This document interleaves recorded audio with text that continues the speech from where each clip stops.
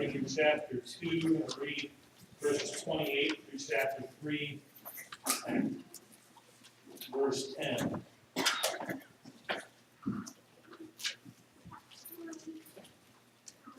And now, dear children, continue in him, so that when he appears, we may be confident and unashamed before him at his coming. If you know that he is righteous, you know that everyone who does what is right has been born of him. How great is the love the Father has lavished on us, that we should be called children of God. And that is what we are. The reason the world does not know us is that it does not know him.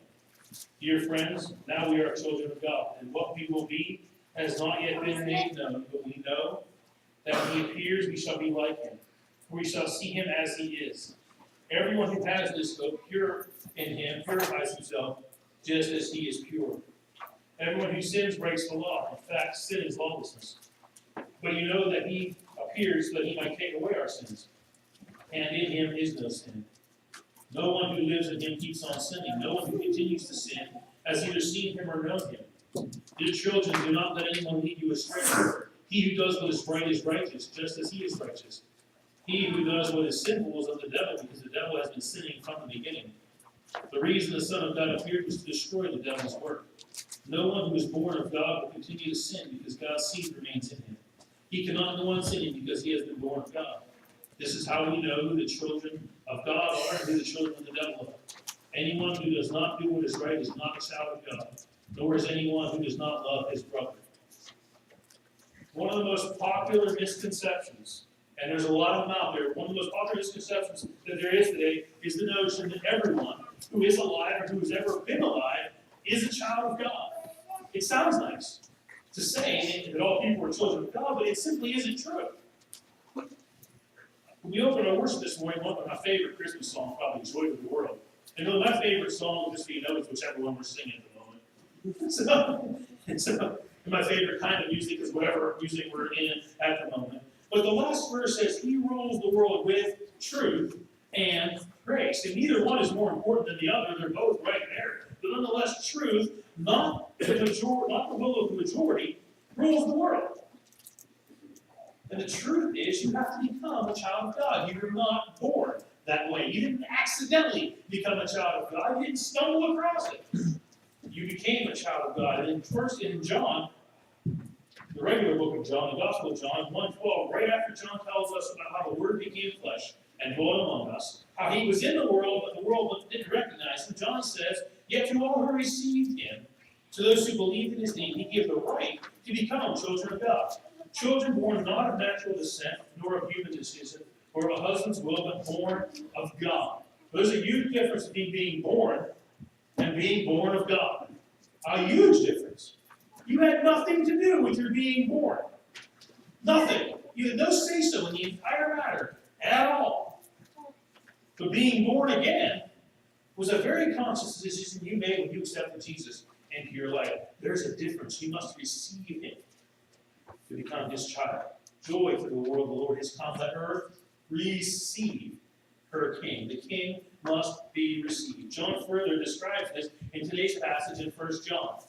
As important as it is to receive Jesus as king, you then must live your life as though he is king. John says, continue with him, so that when he appears, we may be confident and unashamed before him at his coming. You know, when you were a kid and the teacher walked in the room, and there was kind of pandemonium going on, and the teacher walks in, and everybody's like, we're in trouble now. Well, when Jesus appears, it's almost like the teacher walking in the room. You know, are we all going to be ornery? Or are we going to be, how's he going to find us if he returns? So we can be unashamed before him at his coming. If you know that he's righteous, you know that everyone who does what is right has been born of him.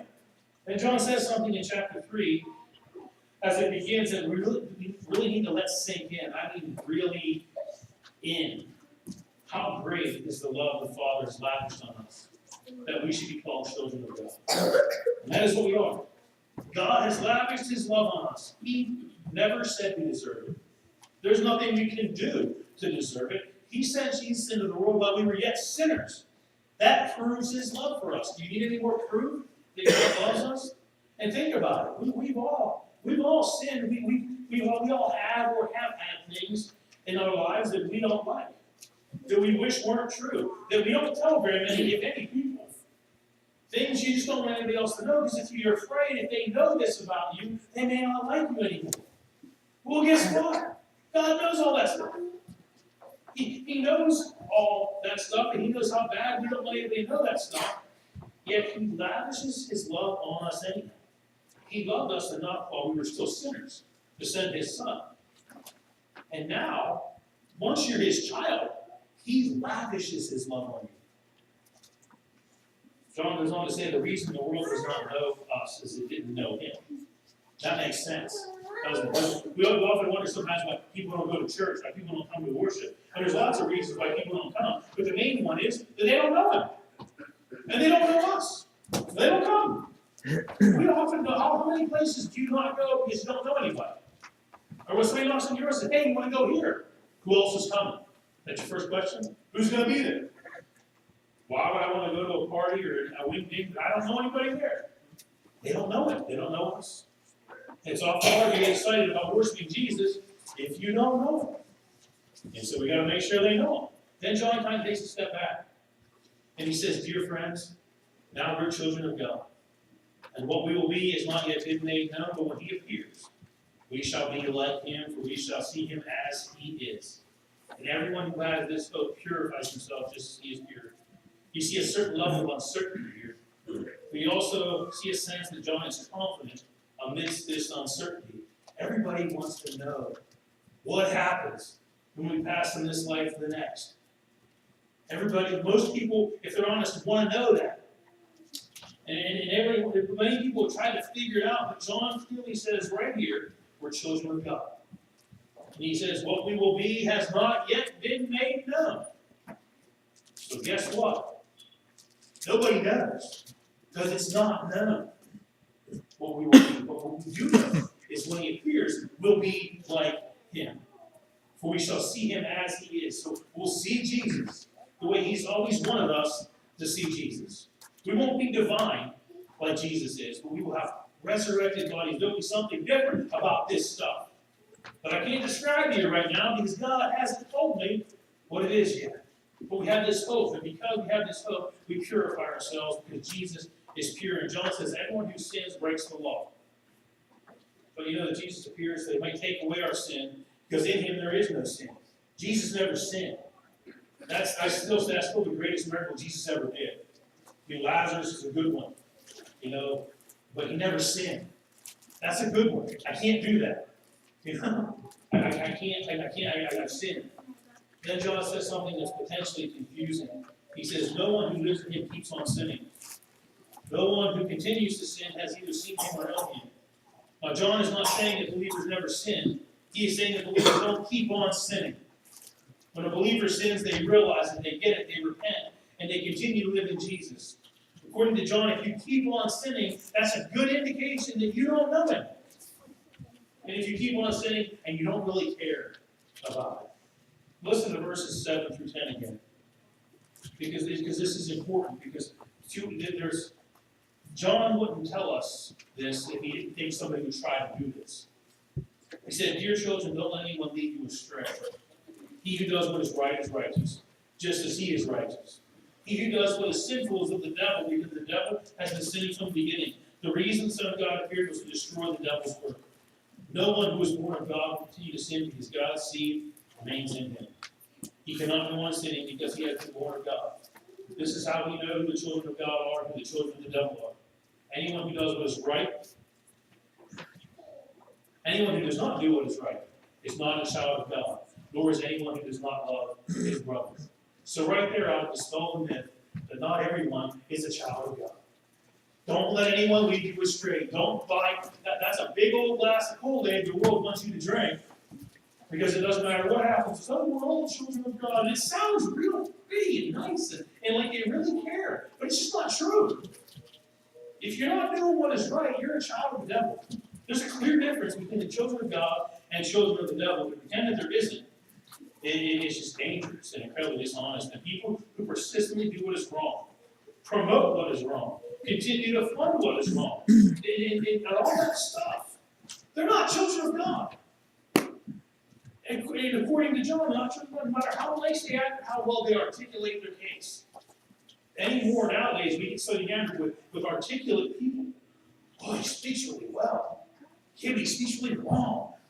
And we've got to be able to see through that. Don't let anyone lead you astray. 1 John 3:7. With the candle day for love. Look at all the candles today. All 4 of them. Put the candle day for love. God is love. He loves you. He loves everyone. He loves the children of the devil, too. He calls them to become his children so he can lavish his love on them more. He lavishes his love on his children. He calls us his children. Now, many of you have children. A lot of you have children. And you take care of your children, right? Now, there's other children out there that you love, and you love some of them, too. But they aren't your own. You take better care of your own, don't you? And right, your new grandparents, all those other little grandkids are cool, but yours are better, right? Because they're yours. And you take better care, and that's okay. We all take better care of our own. You should take better care of your own kids than you do somebody else's. God's the same way. He cares about everybody, but he takes care of his own. He's so bad he wants to call everyone his child. He went so far as to send his son into the world in the form of a baby who would grow up and preach and teach and heal and ultimately save us by dying on the cross. The baby in the manger went to the cross. That's how much God loved the world. See, oh my God. For God so loved the world. Everybody. But only whoever believes in him will not perish but have everlasting life. That's how much God loves everybody. That's amazing love. I wanted to sing that song this morning, Amazing Love. How can it be that thou, my God, shouldst die for me? I had in mind to sing that song as we close. It's my favorite song for lots of reasons, but something happened this week that changed that. I want to share it with you if I can. And it won't be because you don't let me, because it's kind of a sad moment for me.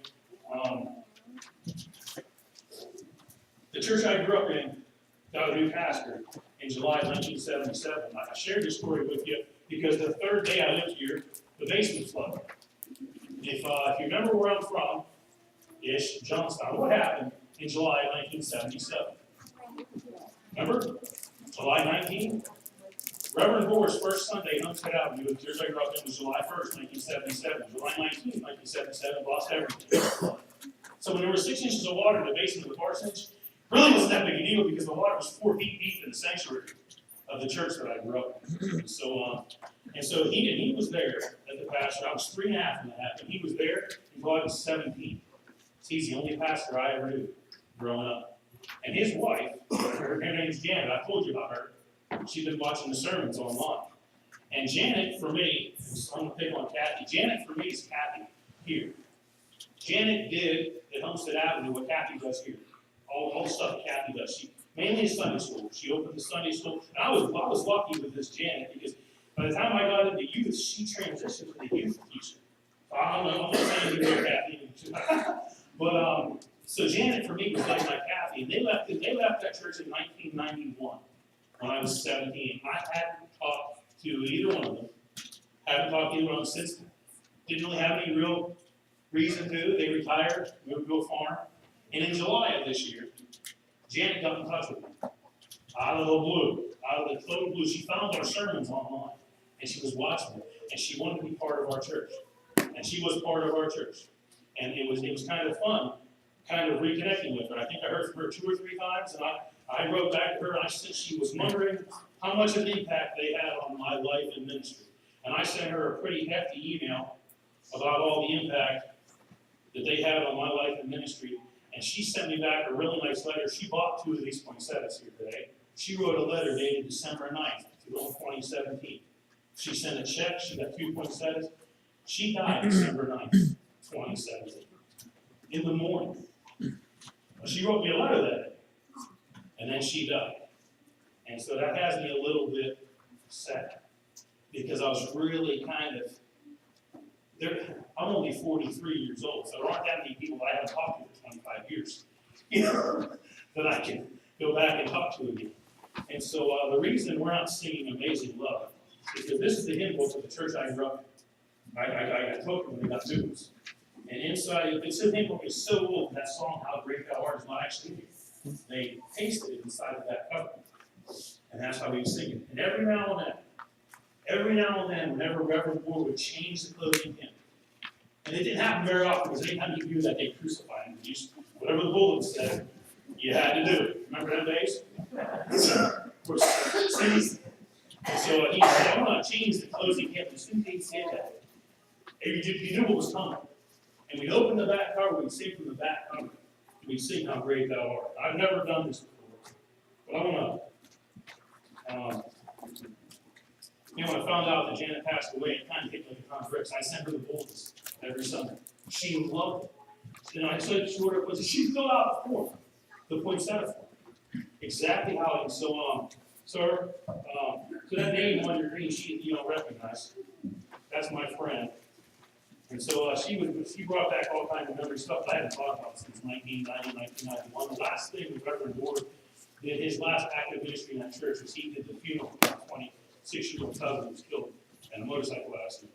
And that stuck with me for a long time. So yeah, giving the kids $1 on their birthday, that comes from him, except when he did was a quarter. But back when we were teenagers, a quarter was a lot of money. Now I don't insult the kids, so I make $1. You give somebody a quarter nowadays, you can't even make a phone call. Of course, you don't even have to pay a phone. But I told her, I said, for 14 years, for 14 of my first 17 years, he was my pastor. And she was my Kathy. You know, the way the kids here look at Kathy, she was that person. So Kathy, keep up the good work and do it just because you never know. You never know who's going to say something nice about you someday.